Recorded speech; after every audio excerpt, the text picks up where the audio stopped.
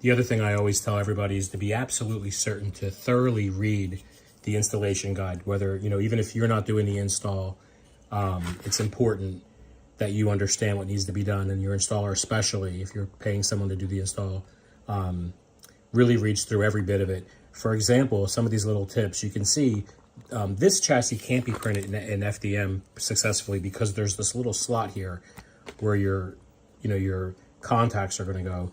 And what you need to do is, during the dry fitting, is you just push one in upside down and pull it out. And you can see it makes a little bit of a shaving of the material because it's pushing its way in. You see what I'm saying? So that is how you kind of carve your way in. The slots are there, but you have to kind of test it with your contact piece, and don't do it too many times because you don't want to be loose. But what that does is it opens it up just a little bit so it perfectly fits.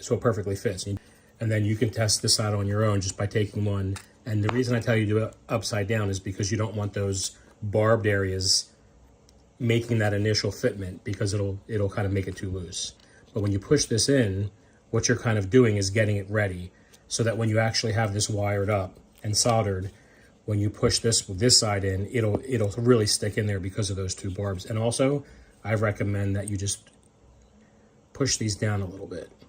Just wanted to show you there's lots of little things like that in the installation guide. And the installation guide took me a very long time to write. I did it after maybe 6 installs. It took about 6 installs, in other words, to get that installation guide just right with every little bit of information that you could use.